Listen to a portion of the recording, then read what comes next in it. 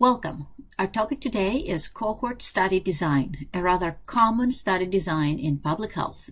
Our learning objectives are what is a cohort study and how we're going to design a cohort study, when it is appropriate to use a cohort study design. We're going to talk about the two different types of cohort design, prospective and retrospective. We're going to talk about the quantitative measures for a cohort study and how to calculate them and also interpret the results. Some biases that can actually happen during a cohort study, and what are finally the advantages and disadvantages of cohort study designs. So let's get started. Before we begin describing in detail the cohort study design, let's compare side by side the randomized controlled trial design that we covered in the previous two lectures with the cohort design. As you can see, they both start with a defined population in the very top. The main difference between the two is that the randomized controlled trial, we randomize individuals to either the exposed or not exposed group. But in a cohort, individuals are either exposed or non-exposed, and we simply follow them over time. We do not randomly place people into an exposed or a non-exposed group. Observation studies, as the word implies, we observe individuals and we take measurements or draw conclusions after a certain period of time.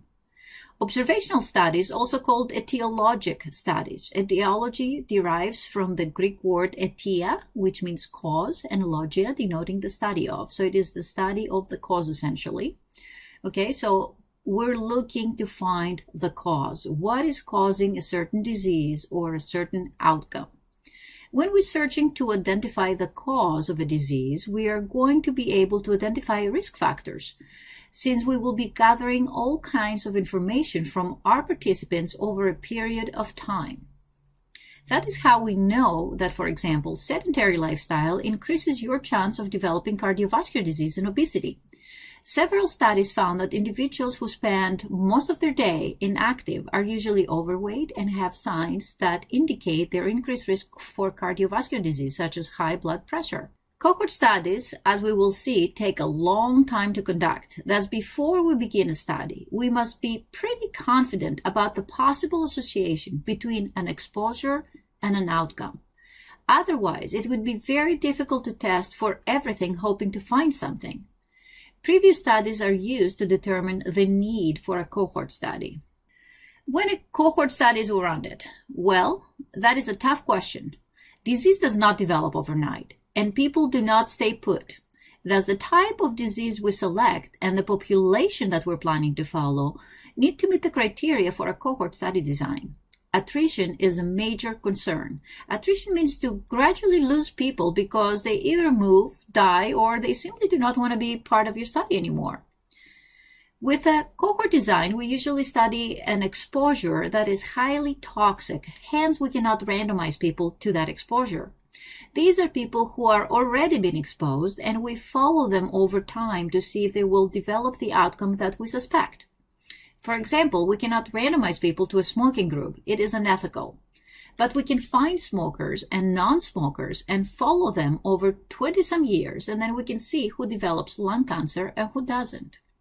If smoking causes lung cancer, we should expect the number of people with the outcome, lung cancer, to be higher in the exposed group, right? So we will calculate incidence rates for lung cancer, right, among the exposed and non-exposed groups. So how do we know, after all said and done, if the exposed group has a greater risk of developing the disease than the non-exposed group? We calculate incidence rates for exposed and non-exposed, and we compare the two. If a particular risk factor is associated in a causal way with the disease, then we would expect the incidence rate for the exposed to be a lot higher than the incidence rate for the non-exposed. Review this 2x2 table and know how to set it up. Disease status goes on the top. So you have disease yes, or disease develops, and disease no, disease does not develop. Exposure goes on the side. Exposure on the top, that would be exposure yes, okay, and non-exposure at the very bottom, so right here. So let's just say if this was smoking, for example, right? So this would be smoking exposure yes, smoking exposure no. And this is how we're going to read the table. If you follow the exposed group right here, so right across, these are going to be all the exposed individuals, and these are going to be all the non-exposed individuals. You're going to say A are going to be the exposed individuals who developed the disease. B are going to be the exposed individuals that did not develop the disease. C are the non-exposed individuals but did develop the disease as well. And D are going to be the non-exposed individuals who did not develop the disease. The next step would be to calculate incidence rates for exposed and non-exposed, because this is what we really care about. We want to compare the exposed versus the non-exposed individuals. To do that is easy. You just simply calculate incidence rates like you do. So for the exposed, the incidence rate would be, right, these are the people with the disease. So the disease people always going to go in your numerator over your total. Your total is of the exposed is going to be A plus B, right?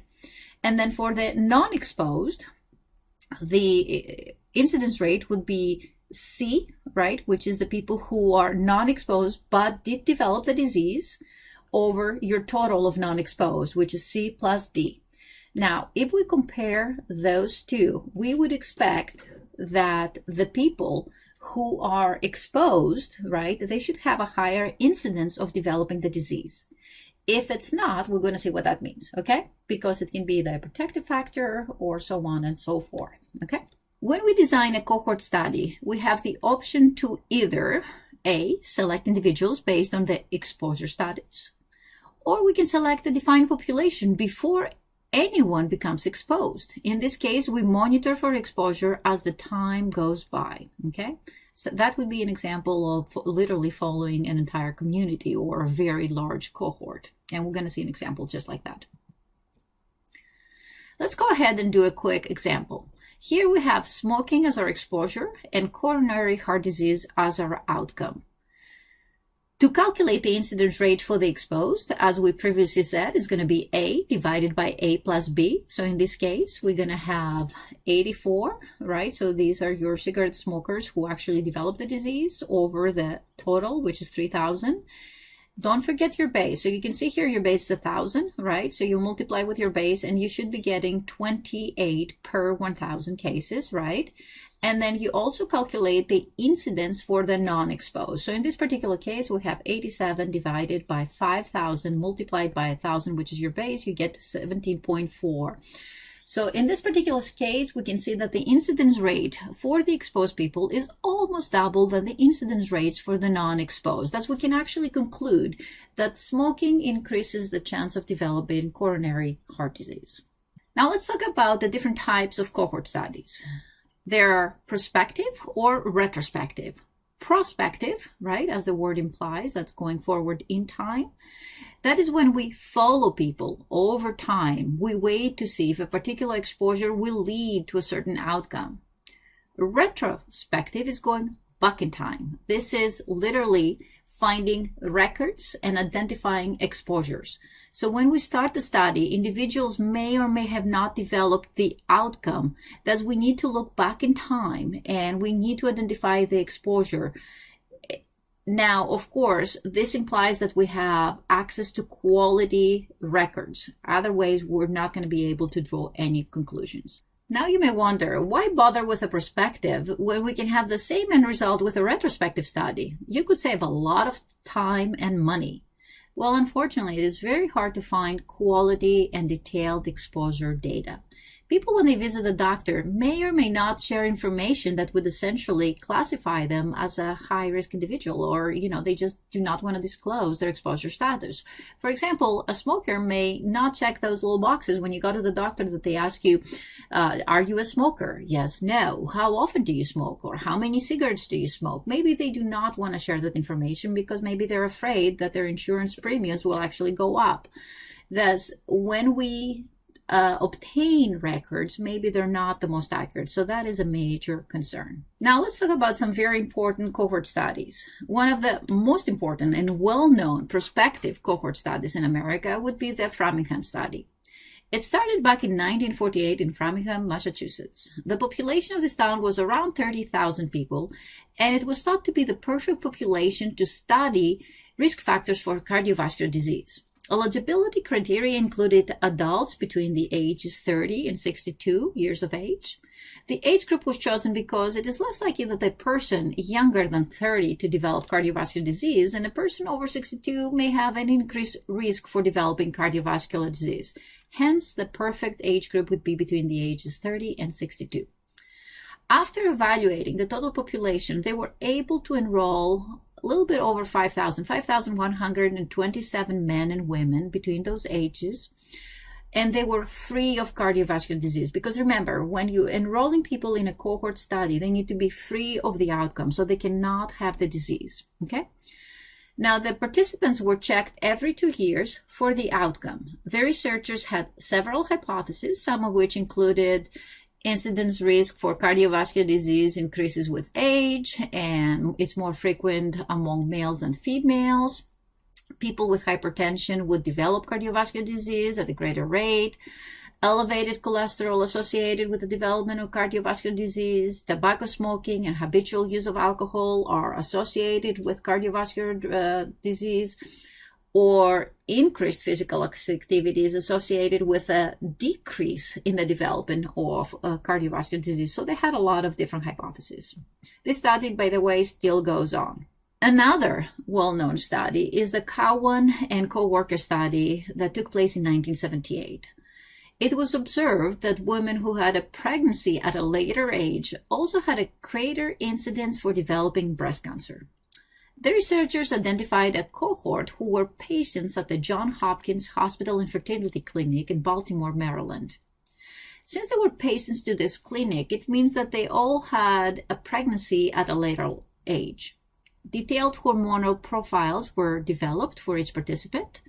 Researchers were able to separate the women who had a progesterone deficiency into one group, and that was called their exposed group. So essentially, if you were progesterone deficient, would be your exposure. And women with no progesterone deficiency, that would be the non-exposure, okay? Now, the other women maybe were infertile for other reasons. Maybe, for example, their spouse, they had a very low sperm count, or they had issues with their tubes. Both groups were followed to see with which one would develop breast cancer. Interestingly, the study found that the incidence rate was 1.8 times greater in women with hormonal abnormalities than in women without. However, the findings were not statistically significant. In addition to that, though, the researchers compared the incidence rates in premenopausal and postmenopausal women with and without hormonal abnormalities. And they found that premenopausal women with hormonal abnormalities had 5.4 times greater risk than premenopausal women without hormonal abnormalities for developing breast cancer. This is a cohort design study, but it's also retrospective cohort design, since the researchers used past records to identify women with infertility problems between 1945 and 1965 who had been seen at this particular clinic. Cohort studies are also great when we want to examine exposures during fetal life and long-lasting effects. For example, women who were pregnant during World War II and became exposed to radiation. Levels of radiations were calculated based on how far a person was from the point the bomb was dropped in Hiroshima at the time that the actual bomb was dropped, as well as what the type of barriers between the person and the point of the bomb drop. The study provided important information about cancer and other health problems resulting from intrauterine exposure to radiation. Another study also took place during and after World War II that tried to see if extreme famine during gestation and at different times during gestation could result in any long-term effects. Luckily, the Dutch kept excellent records and were able to identify the exposure status among the participants, but still, this is a very difficult study to conduct. And although attractive, there are a lot of challenging questions to answer when we're dealing with such large cohorts. These are some very important questions to consider anytime we want to design a cohort study. First of all, you need to think, what am I hoping to find, or what is the outcome that I'm suspecting to find? Based on that, what would be the best point in time in an individual's life to begin the study? Where would I get the best possible sample? Is my cohort representative of the population or not, and does it matter? Depending the outcome you study, you follow them, the actual follow-up time will vary greatly. Since this is a very costly study, you need to think very carefully your hypothesis. How many hypotheses are you going to have, and is it possible to obtain data to test all of them? This is a very important slide. This is how we interpret our findings. If the incidence in the exposed group is greater than the incidence in the non-exposed group, then we're going to say that there is a positive association between the exposure and the disease. Essentially, that means that the actual risk factor most likely is causing the disease or expediting the process, okay? Now, if the incidence rate in the exposed group is less than the incidence rate in the non-exposed group, then there is a negative association.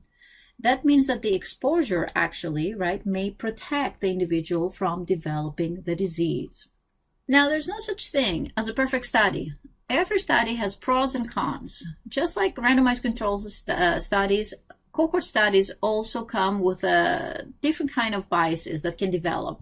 Bias is a huge concern, okay? And researchers must plan ahead of time to control all biases if possible. Of course, there are some things we can control, but other things due to nature, like, for example, we don't have the possibility to randomize individuals when it comes to cohort study. Thus, it is not possible to control everything, but that means that we need to be extra careful. One bias that we need to deal with is selection bias, okay? Selection bias can occur in many different ways. For example, people who choose to be in your study may differ in characteristic than those who do not choose to be in your study. The question is, are the characteristics of those who choose to be in your study generalizable to the greater population? And why did these people select to be in your study to begin with? If you do lose people to follow up, why is that? What is the reason that a person is no longer part of your study? If you observe, for example, that there are differences in the loss to follow-up rates between the groups that are exposed versus the groups who are not exposed, you need to find out why. Another type of bias is information bias, which can occur, again, in many different ways. For example, one way would be, it may be that the records are not of equal quality between the exposed group and the non-exposed group. This way, you cannot actually compare them. There's also the possibility that the person who conducts the evaluations for the disease status is also aware of the exposure status. Blinding will solve this problem. Or it may be that the researchers are so confident of their hypothesis that they may not be very objective when they analyze their data. That is harder to control and requires individuals to remain objective no matter what, or actually use a separate team of analysts that they are not personally vested in the study. Finally, let's talk about advantages and disadvantages. Well, since we start with just the exposure and no disease, that means we can establish causation. That is a major advantage of cohort studies. If the disease is present already, it is very hard to determine what risk factors influence the outcome. With cohort studies, we can record different types of exposures and we can find associations. But since we start with disease-free status, that also means that we need to wait for the disease to develop. That's very long waiting periods, which further translates to years of studies and lots of money. There are cohort studies that started earlier in the century, and the original researchers either died or retired. In conclusion, we love and hate cohort studies. They're impractical for the reasons we just mentioned. We use them only and only if we have very strong evidence to justify a lengthy and expensive study design. Sometimes, depending what we study, it is difficult to identify exposed versus non-exposed, especially if the individual is not aware of their own exposure status. For the findings to be meaningful, we need a very large cohort. So, this is it for today. Have a good one.